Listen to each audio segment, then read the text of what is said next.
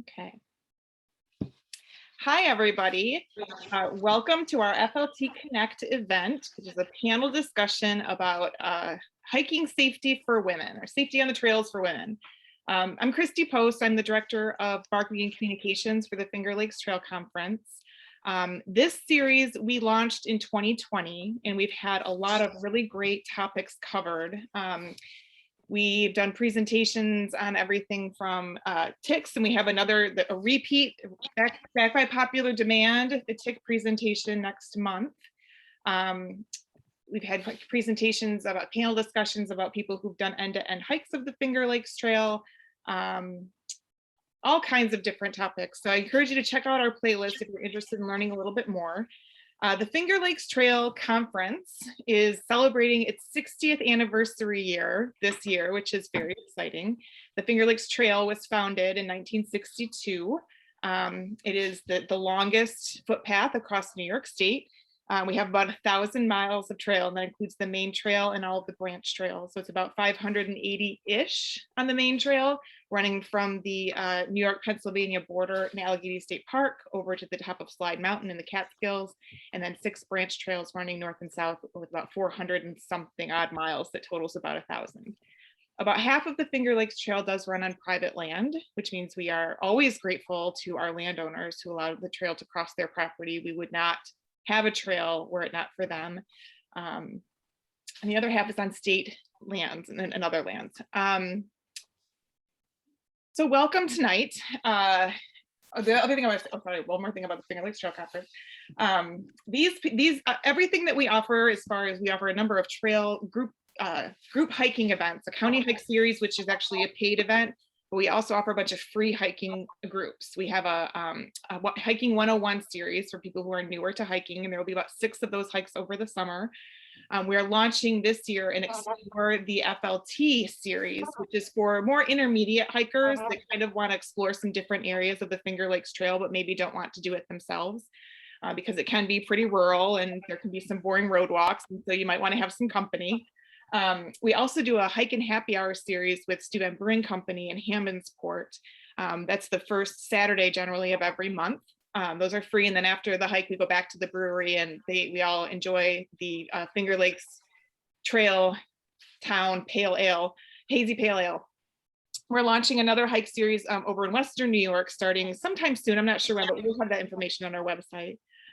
So I want to welcome everybody and thank our panelists, Peg Fuller, who is a FLTC board member, Tori Andruczyk, did I pronounce that right? Yay! Tori has participated in some of our hikes, and she's becoming a hike leader with us. She's also a Girl Scout leader. And Bunny Kramer is a volunteer and the creator and chief moderator of our Finger Lakes Trail Hikers and Friends Facebook group. And Bunny is sort of a social media expert. Social media becomes a really important aspect of safety on the trail, as we will talk about. So I'm going to turn it over to our panelists and let them introduce themselves, and they're going to share with you their #1 recommended tip for staying safe on the trail. So Peg, you want to start us off? Hi, I'm Peg Fuller, and one of the things I recommend before you go hiking on the Finger Lakes Trail is to go to the website. The Finger Lakes Trail website has a section for hike basics, and it also has an interactive map, and it also has trail conditions. So if you are hiking the FLT, you check the website, you'll know where you're going, where the trailheads are to park, and if there's any problems in that specific section, and if you're not sure what to be packing for your hike, it has the hike basic page to teach you a little bit about what you should be carrying. So I highly recommend that. And Peg, do you want to tell us a little bit about yourself and your background? Sure. I am a chairperson for the programs for the FLT, and our local hike group where I'm from in Chenango County is the Bullthistles Hiking Club, and I'm currently the president of the club, and our vice president Julie Thompson is here on the call with us tonight. We hike all over Chenango County. I'm a hike leader, I'm a trail maintainer, and I'm also a retired police officer. So we will be talking a little bit about some of my expertise with safety. And I'm a dog fanatic, So in future programs, we will be talking about hiking with dog. All right, Bunny. Hi, I am Bunny Kramer. I'm the one that started the Facebook group for the Finger Lakes Trail Hikers and Friends. I've also moderate All Women All Trails Hiking and Backpacking, the Appalachian Trail Women's Group, and a few other groups as well. I tend to recently spend more time on a keyboard than I do on a trail, but I am a very experienced hiker. I've mainly hiked on the branch trails of the FLT, in addition to hiking on the Appalachian Trail, the Grand Canyon, Canyonlands National Park, Shenandoah, a wide array, a wide assortment of trails.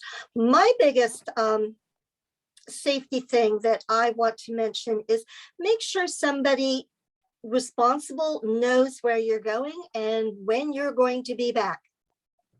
Responsible is part of the key, because you don't want somebody to call you like 3 days later and say, oh, by the way, did you get home okay? Not that that happened to me. So next. All right, Tori. Hi everyone, my name is Tori Andruczyk. I'm based just south of Rochester. I'm about 30 minutes north of the northern part of the Letchworth branch. So I've been a Girl Scout leader for about 20 years now. So I've led, I couldn't tell you how many countless hikes. I've done backpacking trips with them. I've actually organized the Girl Scout backpacking program on the FLT.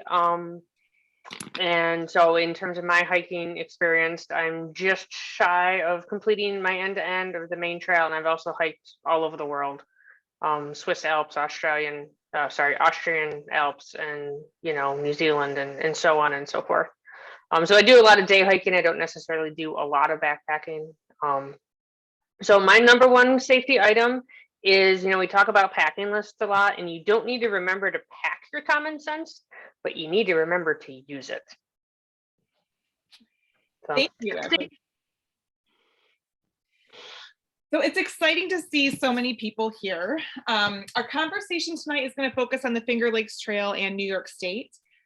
So some of the things will apply specifically to this area and to the FLT hiking community, but many things will be applicable to hiking in general. We're going to talk first about solo hiking versus hiking in groups. You know, one of the best ways to be safe is to be with people. But a lot of us like solo hike. We wanted to talk about how you can be involved in group hikes and how you can find people to hike with. And social media is a really great tool to do that. So we're going to ask Bunny to talk about how to use social media to find hiking partners and find hiking groups, some of the do's and don'ts of social media to keep you safe, and some recommended groups for female hikers. So let Bunny take it away. Okay, yes. Everybody here is at least a little bit familiar with social media, because that's how you found us. That's how you came here tonight. And social media can be a really great way to connect with other hikers. You can build quite a sense of community. And as awesome as it is, there are a few things that you want to do and a few things you make sure you don't do. You can absolutely crowdsource, whether it's in a Facebook group or Instagram, and get opinions. How have other people hiked this trail, this section? What about footwear for that time of year? It's really a great way to get input from other people who've actually done this. And do ask others if you have a safety concerns about a particular stretch of trail, anything, ask others. And, you know, ask them also if you've encountered, ask them if they've encountered a particular situation, and if so, how they've handled that. Because we have loads of information that we share with each other. That's how we learn mainly. There are a few things to be cautious about. It's perfectly acceptable to ask if you can join group hikes. that shouldn't be any problem at all. If, however, you show up to a group hike and there's just one creepy dude there when you're expecting there to be a crowd, it is absolutely okay to lie and leave. You don't have to be polite. And when you're online, you get to see what somebody else wants you to see. Don't assume that just because you share a common interest that there's a bond or that person is safe. I'm always recommend that women be a little cautious about looking for a partner online in the mixed sex groups. Not that there's bad people waiting, but it's just like an extra layer of caution. If you are going to hike with somebody that you don't know in person and you don't have like mutual friends in common, check out their profile. Look for pictures. Do they look like a reasonable person? Do they have family members listed? I mean, is this a normal person? It's common sense stuff. And for most everybody, it just is. I highly recommend All Women, All Trails, my group. I'm just going to as put being in the chat right now. Oh, thank you so much. As a safe place to get information and also to look for a hiking partner. We have loads of women who want to hike one particular section and they might not want to go alone. And it's a great way to make friends. I have met so many great people, great women that way, that we hike together and then do other things. That's the obviously the Finger Lakes Trail Hikers and Friends. I run a tight ship there. If we had any suspicion that somebody's a creep, they're gone. Please, yes, we are. We're very careful. And both Peg and I are also moderators in that group. Yes. We're kind of always monitoring the conversation, and it's a really great resource to learn about the Finger Lakes Trail, just see other people's experiences and get information about where to hike. It's a cool group. Bunny's done a great job building a really awesome community there. Thank you. It's also a great place to get information about that trail. If you're hiking someplace else, the odds are there's a Facebook group about that other trail. So you can find almost any place on social media, Facebook, Instagram, just everything, almost too many. Okay. Thank you. You're welcome. So Tori, I know you hike with a lot of FLT groups, but I know you also spend a lot of time alone on the trail. And we want to talk a little bit about hiker safety when you're hiking alone. Oh, I'm sorry, Peg has her hand up. What I wanted to add was what Christy mentioned earlier was about the county hike series and hike 101s, and even the miscellaneous hike clubs across the state, like I mentioned, the one I'm affiliated with. If you go on a group hike there, you'll be or the county hike series, you're going to meet other hikers from your area, and then you might be able to establish a friendship with them to have a hiking partner if you're not comfortable with trying to find a hiking partner through the social media aspects that Bunny explained. Thank you, Peg. That's a really good point. I mean, think about it. If you meet people in person, you can get a good sense of if you're going to feel comfortable with them. And then, hey, yeah, see about doing a hike together without that group, if you like. Thank you, Peg. Okay, so solo hiking. We're turning now to Tori to talk to us about some basic things that we should do and things that we should be aware of when we're hiking solo. So Tori, I know you have a whole long list. Do you want to just take that on from here? You take it. Yeah, I'll go through my list, and Bunny, Peg, Christy, by all means. So jump in. So the first thing is, plan your hike, know your limits in terms of, obviously you're getting into colder weather now. So you may want to do less miles if you're on snow or if it's icy or colder. So think about that and think about, start small and don't go from a 5-mile hike to a 10-mile hike. So just in general, just think through that.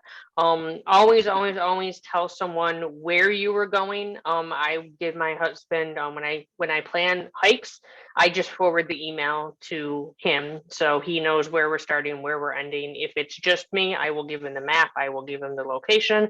This is where I'm starting. This is my planned turnaround point. When I get back to my car or back to cell reception, I do let him know. Hey, I'm back in cell range. I'm back to my car. I'm heading home. Whatever. We're going out to lunch.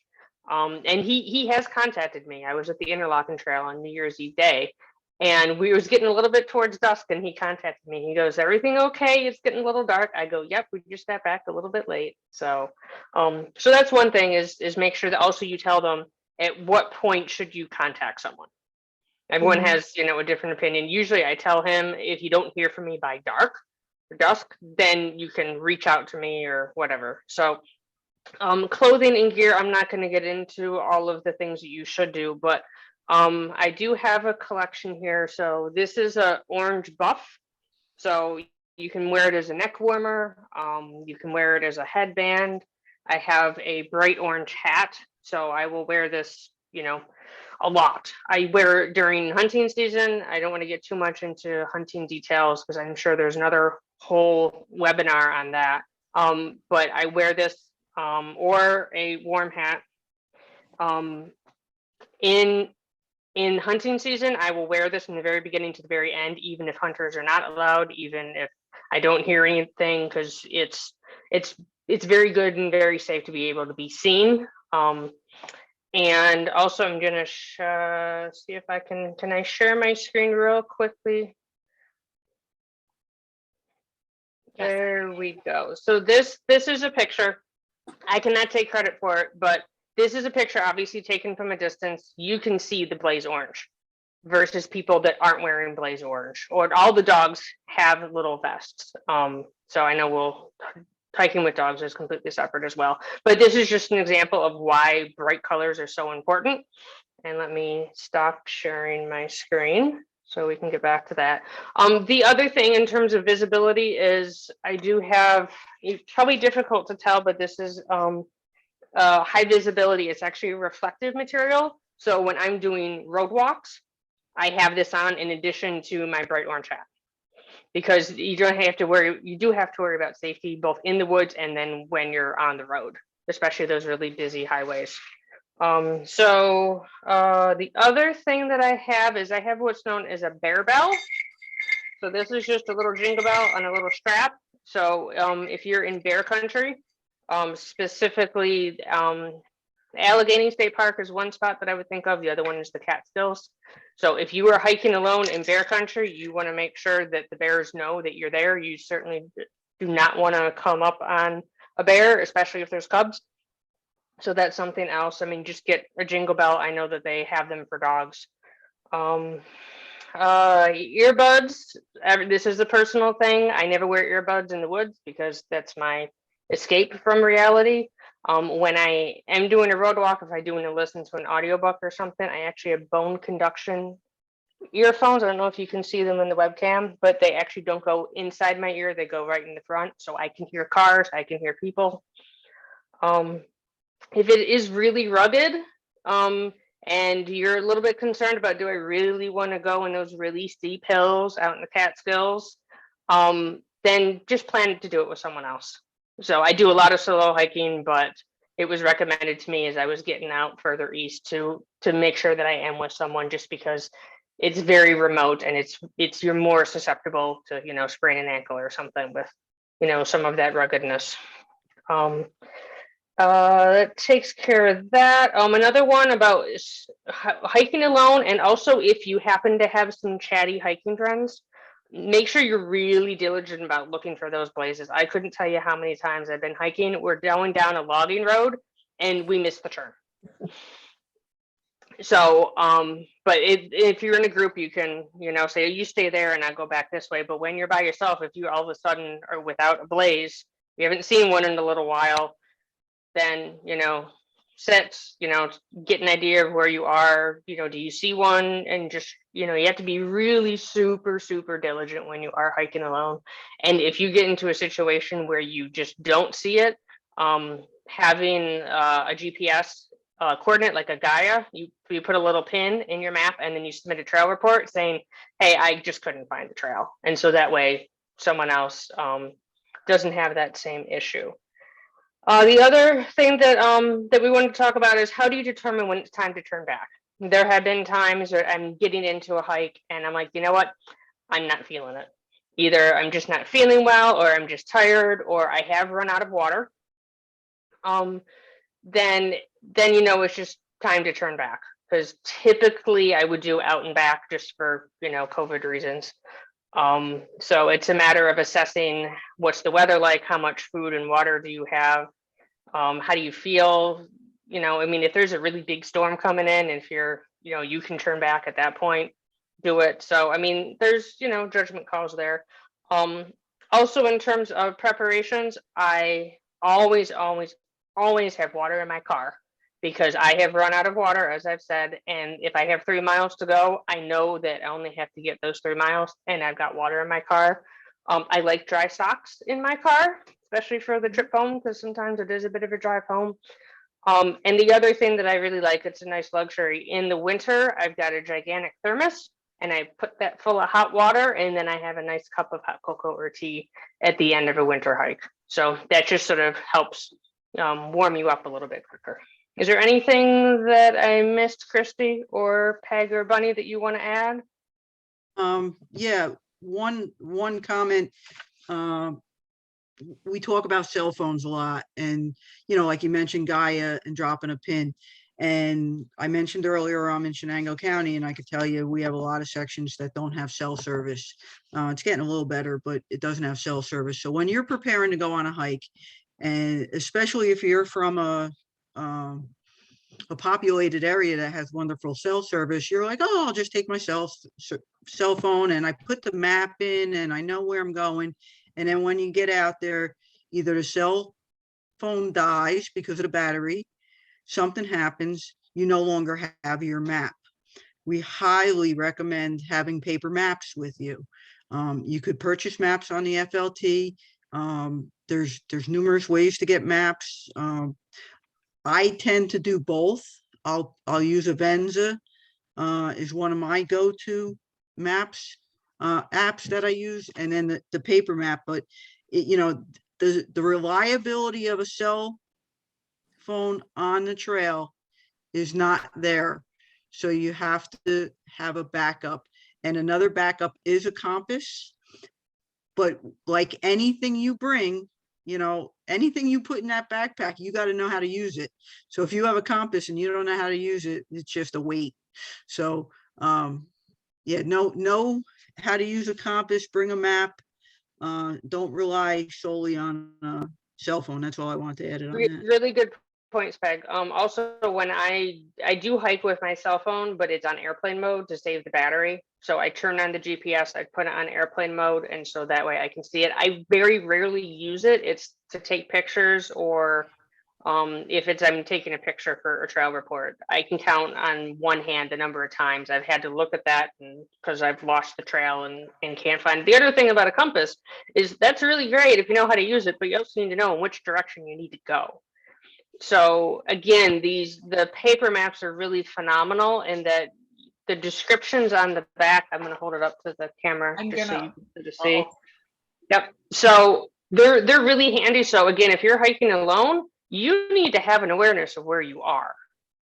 So that way you can say, you know what, there's a road over there, or if there's an emergency or something, you know where you are in relation to the road. You know how far it is to your next turn, your next landmark.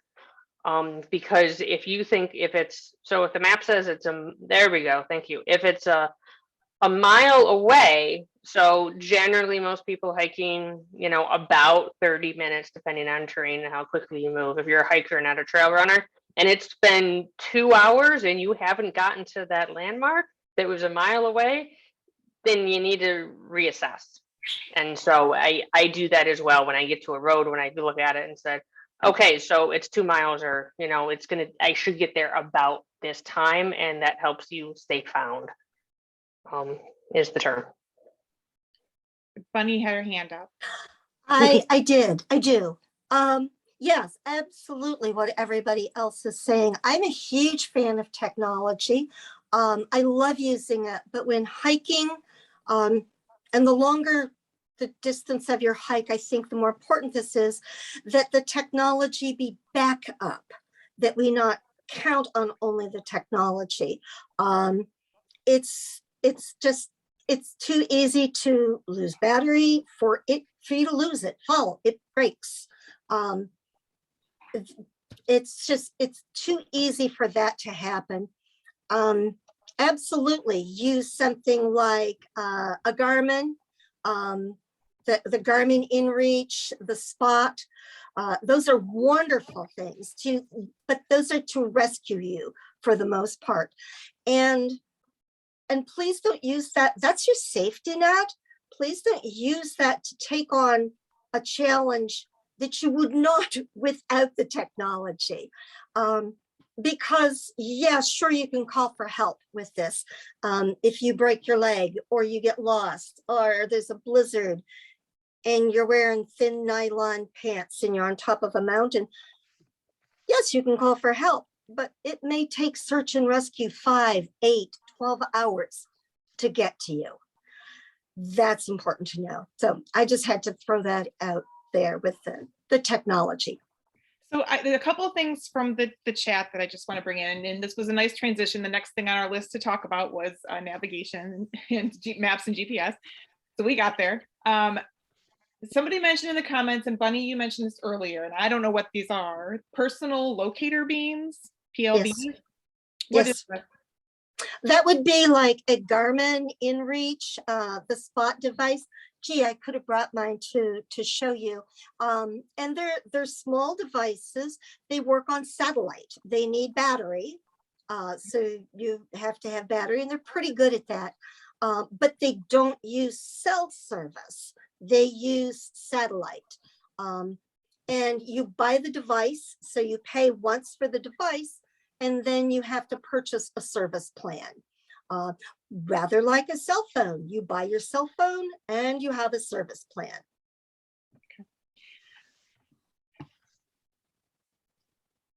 Right, And they're called a PLB for personal locator beam, but when we talk about it, we say personal locator device. They're the same thing. I think you mean beacon, Bunny.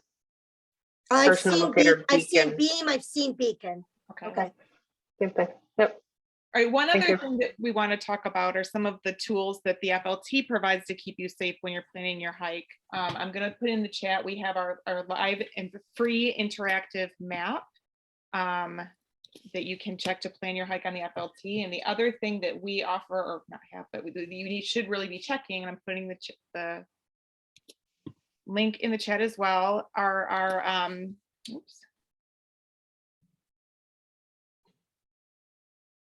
a trail conditions page. You go and it tells you any condition that might be happening on the trail that day. So you want to check that out before you go on your hike. And it's everything from, you know, there's a lot of blown down trees to there's a beehive somewhere else. I'm going to throw it to Tori and Peg and Bunny. Are there any other comments about using the FLT's tools? The interactive map is really handy because you can get GPSs of the parking areas, and you can see what the terrain is like, because I mean you can really zoom in on that. But by all means, please spend a few dollars and get the paper maps. I'm a map geek, but I keep holding this up. The descriptions on the back are phenomenal, and that's something that you're going to get that's going to be really valuable to you on the trail that you just don't get from the interactive maps. The one thing also to note about that is that there is a rev date on those on the paper maps, or the PDFs that you can download. So make sure you check that against the trail conditions, because things do change. Right. And one of the good things with those maps and the trail conditions, they do tell you where parking is recommended for the trailheads. And that brings up a safety point that I wanted to mention. Because I've heard people doing this when they get to the trailhead and they're like, well, you know, I don't want to just leave my car here. So I'm going to put a note here that says, hi, I'm Peg Fuller and I'm on the FLT and I'm out hiking and I'm going to be back at 2:30 today. I do not recommend anybody doing that. Do not put a note on your car that you are out hiking by yourself or even with somebody else and what time to be expected back. Because not that we have a lot of people out on our trails doing bad things, but if somebody comes along and wants to know what that car is, and then they see, oh, you're going to be gone for another 3 hours, maybe it's time for me to vandalize your car. Maybe it's time for me to steal something, or maybe it's time for me to come back at 2:30 and do something really bad. So don't give anybody a heads up of what you're doing, why you're doing it, when you're doing it. Okay, just don't. One other comment that I wanted to make was somebody mentioned all trails in here, and we've had a lot of discussion about all trails, and all trails is pretty unreliable. It's also a crowdsourced tool. So if somebody goes off trail, it records they're going off trail, and if many people find it, that becomes the trail that people follow on all trails. So we really recommend that you use our maps, and we have. I'm putting in a link in the chat. There was an FLT Connect presentation about using the FLT maps in map tools, and it's in our YouTube learning library, which I just posted a link to, and we're actually planning a second one in April. So that's a full presentation on how to actually load the maps into your phone, how to translate them into use Avenza to use them, and then you don't need cell reception for that. So it's a really good presentation and an overview of how to use the map tools that we have. Bunny's hand is up. I'd like to go back briefly to the part about checking trail conditions. That's huge. And whether you're hiking the FLT or any trail, anywhere, at this point, almost every trail has a website, a Facebook page. They have some online presence. The organization, the agency who manages that trail, like the FLT Finger Lakes Trail Conference website, the Appalachian Trail Conservancy. Almost every trail has that, and they're usually really good about putting updates on there. They want you to have safety information. They really don't want you to die out there. It looks really bad for them if you do. So check that kind of information. It's almost always available somewhere. Granted, you might be the first one down this particular trail to encounter some trees down, in which case you report it to the website. So the next hikers won't have to deal with that. So just wanted to mention that. We had a couple questions in the chat, and it actually brings us to our next topic, which is sort of handling emergency situations. Some people in the chat were asking about like self-defense training or self-defense tools. So even with the best of planning, emergencies happen, injuries happen. When you're alone, it can be even more sort of dangerous. We want to stress that these kinds of situations are rare. And so when we talk about women and safety on the trail, we want to make sure, like, it could be, we don't want to have any scare tactics. Like, we don't want to prepare you for emergencies that very rarely happen, but we need to talk about it. So let's start with when it's appropriate to call the authorities, or who to call and how to call when you have any kind of emergency, either a medical emergency or you encounter somebody that you're uncomfortable with on the trail. So I wanted Peg to talk to us a little bit about who to call for what kind of emergency. And, it does go back to what we already said about hopefully you have a cell signal to make a phone call.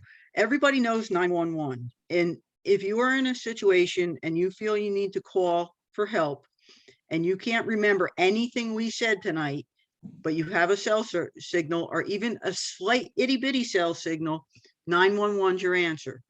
Okay. Remember 911. But Christy's going to put in the chat that there's a New York State Ranger number.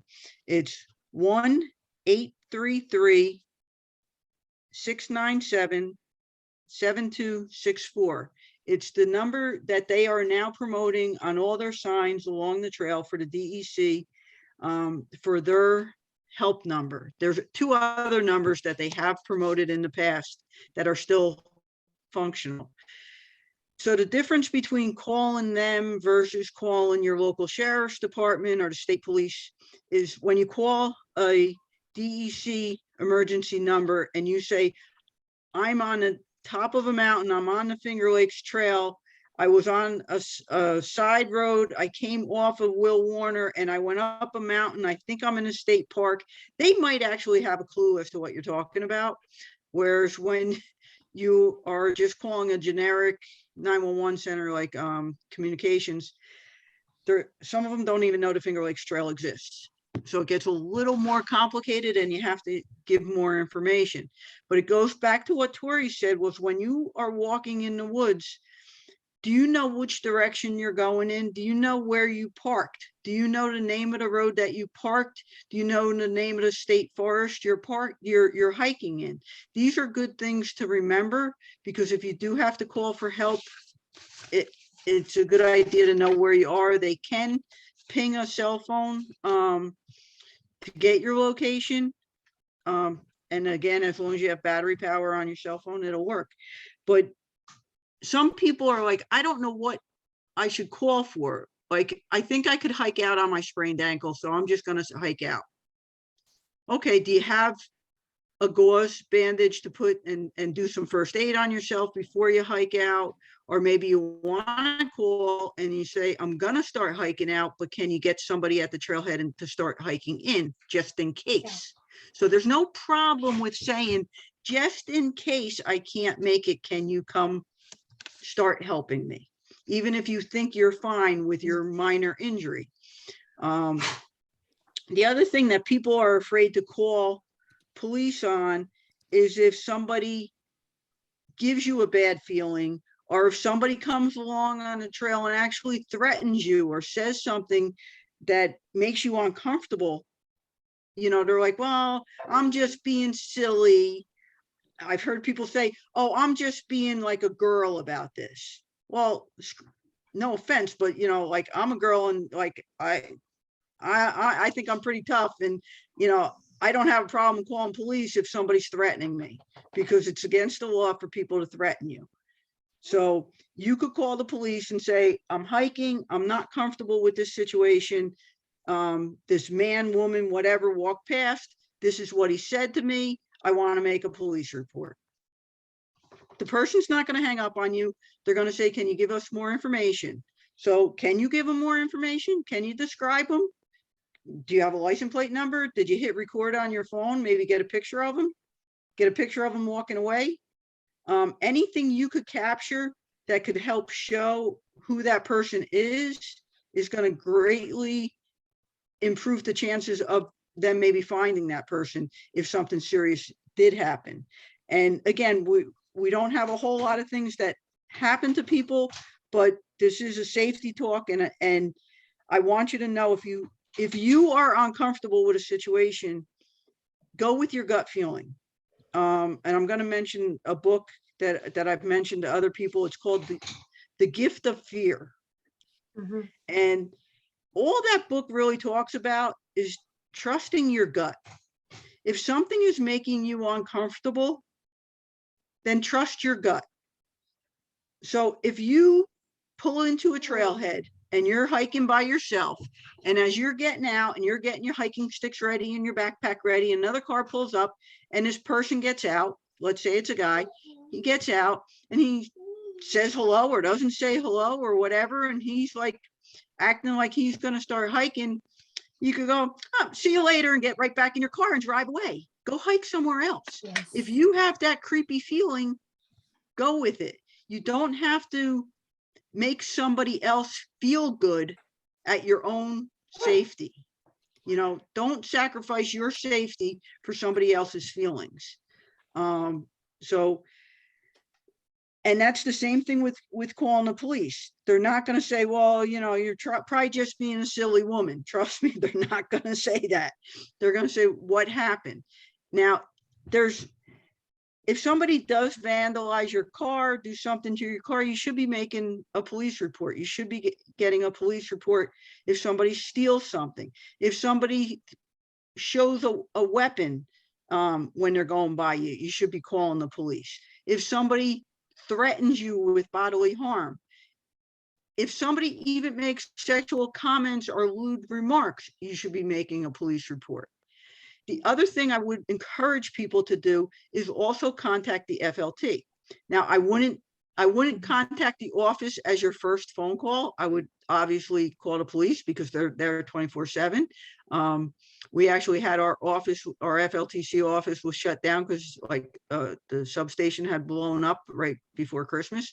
So like nobody answered the phone for, I think, 2 weeks. So, you know, but if you let the FLTC know, because we do have that trail conditions, and we could put things in trail conditions, even if it's something like there's been reports, numerous reports of somebody having things stolen off their cars. Whenever they park at, you know, whatever street, you know, this is on map, whatever, we could put that in trail conditions that it's not a really safe place to park your car.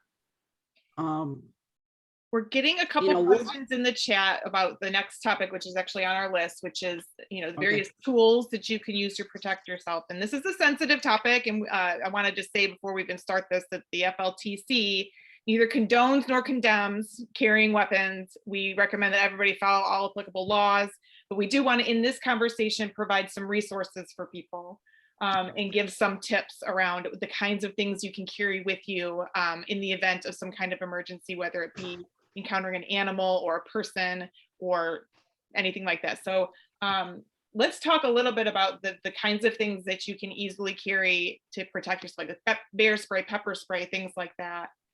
First. Right. And again, you need to know what you're legally allowed to carry, which is one aspect of things.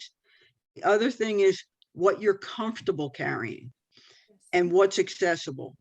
So bear spray. Technically, you can't carry bear spray in the state of New York.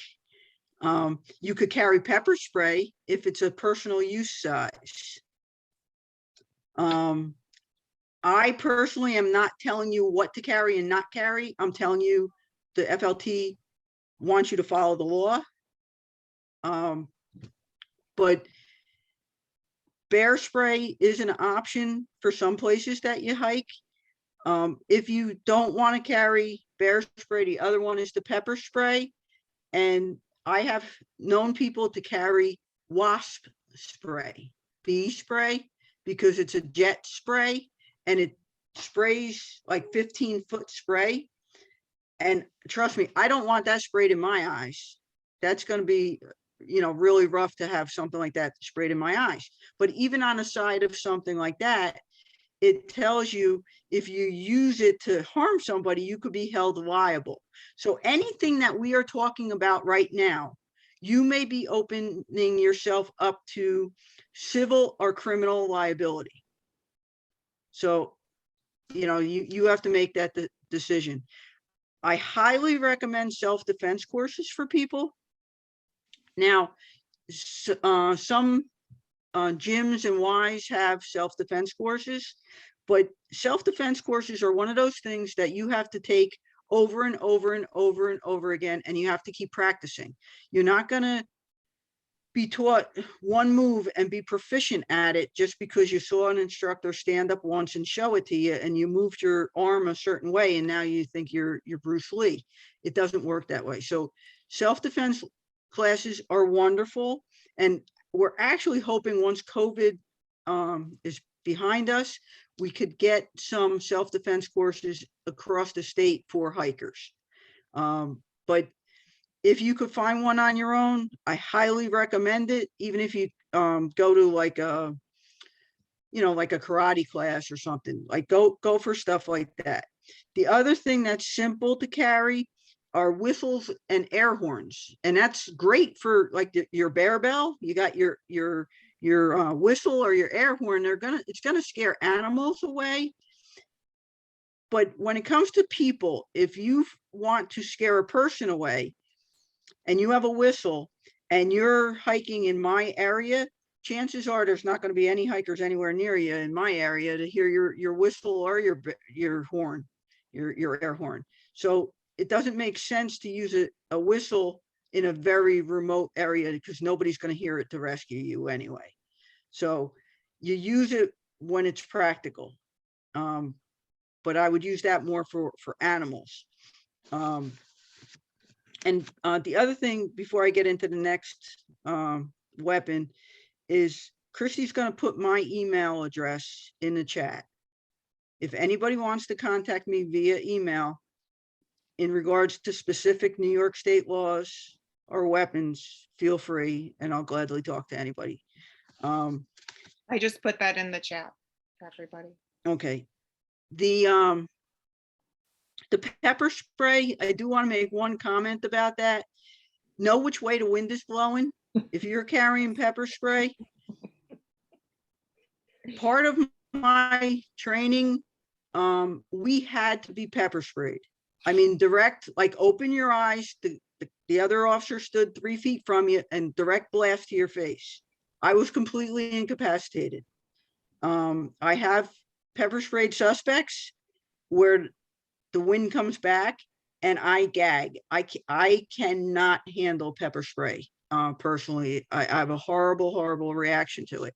So any time you have a weapon, and pepper spray in my mind could be a weapon, any weapon can be used against you. So if you don't know how to properly handle a weapon, chances are it's a detriment to even have it. If you have your pepper spray, your air horn, your bear spray, whatever, and it's on the bottom of your backpack under your snack and your water and, you know, your spare socks, it's not helping you. You know, even your cell phone, things need to be accessible on your body as you're hiking. So where's your cell phone? Where's your pepper spray? Where are these things? You know, they can't be like, excuse me, Mr. Bear, before you attack me, I have to get the horn out. Hold on a second, and then dig it out of your bag. So these things have to be accessible. Same thing is if you're going to carry a knife or a gun. There's laws out there as to what you can do and not do. And again, anytime you're using a weapon, you could be opening yourself up to arrest, civil liability. If you are carrying a knife, again, where are you carrying it? And why are you carrying it? And do you know how to use it? We could get into a lot of detail, but we're not going to do that here. Firearms, if you legally can carry a firearm, you could go to your local sheriff's department and inquire about a carry permit for a firearm and a gun safety course. Guns take a lot of training, and safety courses are super important for handling firearms. I personally do not think everyone should be carrying a knife or a gun. If you are not comfortable with these topics and you are not properly trained, it's probably not for you. And I agree. I have family members, it's not for them. I want to interrupt you for 1 second. Bunny has her hands up. And I also want to say at this point that when we're talking about carrying and guns, there is a Facebook group that Bunny created and manages called Women Who Carry. And we wanted to share the resource with everyone. Women hikers who carry. Women hikers who carry. So you had your hand up, Bunny. Go ahead. I did. I do. A note about bear spray, pepper spray, wasp spray. If there's any other spray, they deploy very differently. That's part of learning how to use it. Pepper spray and bear spray aren't used the same way. They don't come out the same way. if you don't have somebody in person, if you want to use one of these and you don't have somebody in person to teach you, YouTube, you can learn anything on YouTube, and you will be so surprised at the difference and the importance. Well, if you're trying to protect yourself from bears with bear spray, it's really important to learn how to judge the distance. There's a lot more to it than just like spraying it at the bear. There's a lot to it. And like I said, they deploy very differently. They may have the same effect, but you're going to need to use them differently. That was all I wanted to toss in there. Thank you. Right. And I think a lot of people over the years that we've been hiking have never, ever, ever felt threatened on the trail. We feel very comfortable hiking on the trail. But we are just covering, some safety tips. And again, I don't encourage you to run out and get a gun or a knife or bear spray. Absolutely not. These are just things that you may want to consider. I think the best tool that you could bring to keep yourself safe on a trail is something Tori mentioned earlier. It's your common sense and just paying attention to your surroundings. You have to pay attention to what's going on around you. I don't care if it's an animal or you're going to trip over a tree root. You want to be careful on the trail. We do have first aid courses that we have done with the FLT Connects, and we'll be doing those again. What you should be carrying in your backpack for first aid purposes. We're going to cover a lot of different topics throughout the course of this year for other FLT Connects. I'm putting a link to I just created the FLT Connect website with the upcoming events, and we're currently planning more events. So I'm actually was working tonight to plan one on the essentials of what you need for hiking and backpacking. So that one will talk about, what to wear, what to pack, what to bring, the gear, all of that stuff. So we are planning that one. And we are going to be doing some CPR and first aid. We actually are, Michaela, our director of trail development, just ordered the CPR dummies. So we're going to be able to offer that very soon. So we're excited about that.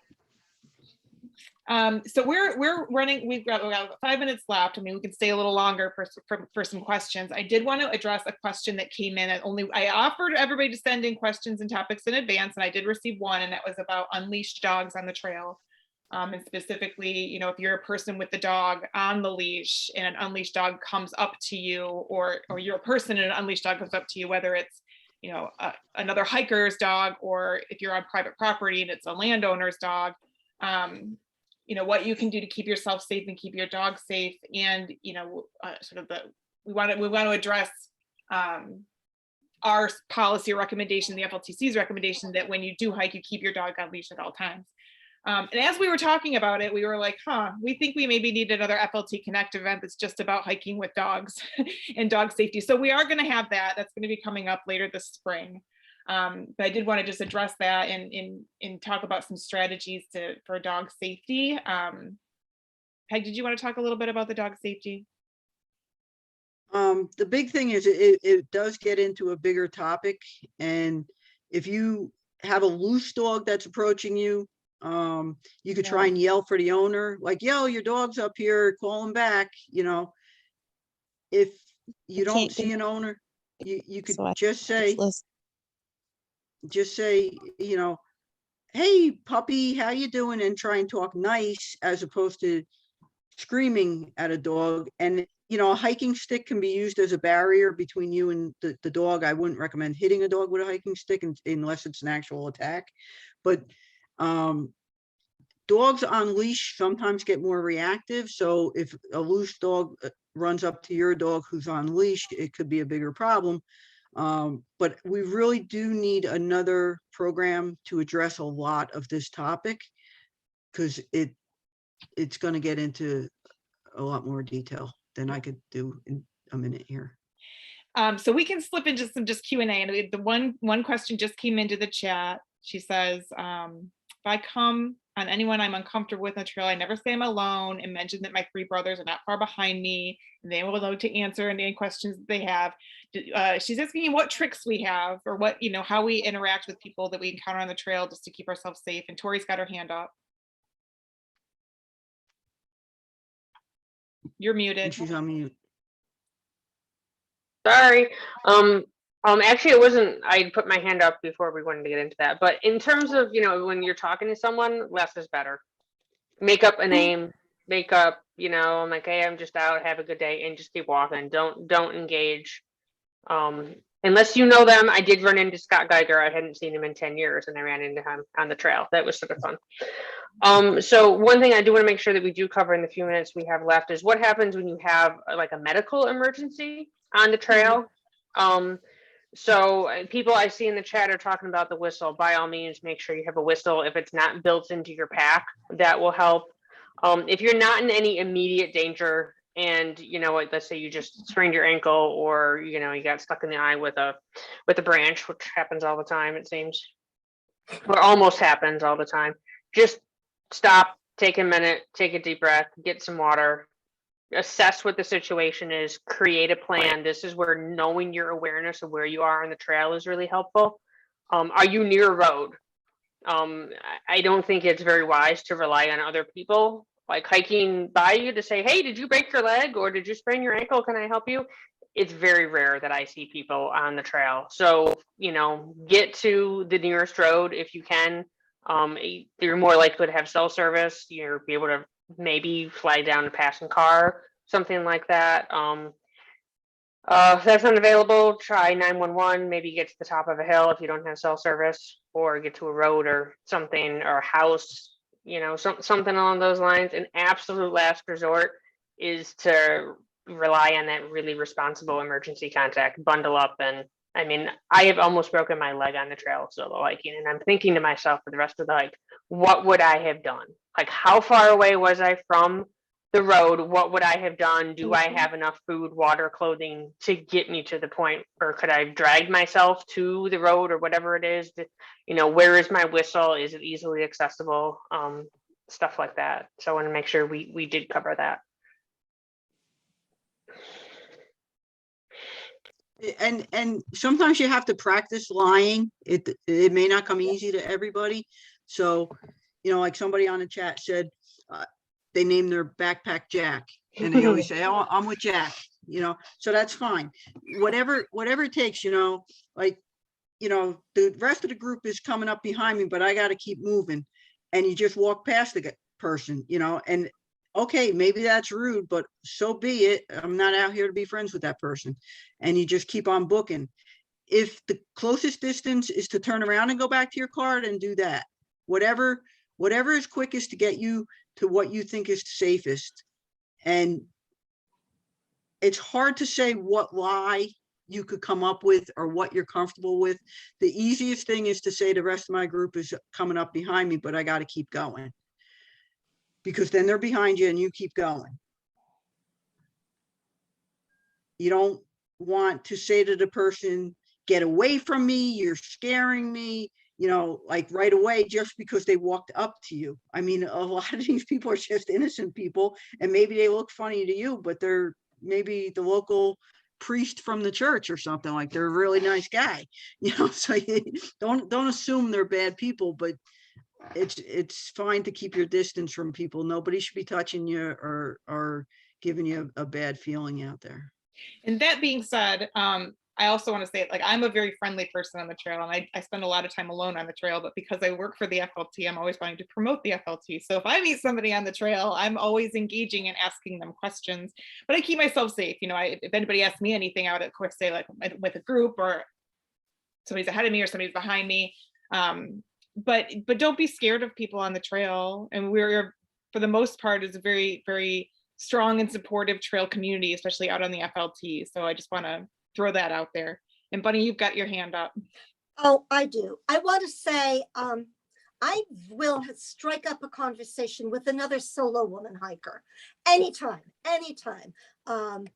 I'm happy to meet another solo woman hiker out there wherever I am, and I'll usually tell her about the Facebook groups too. And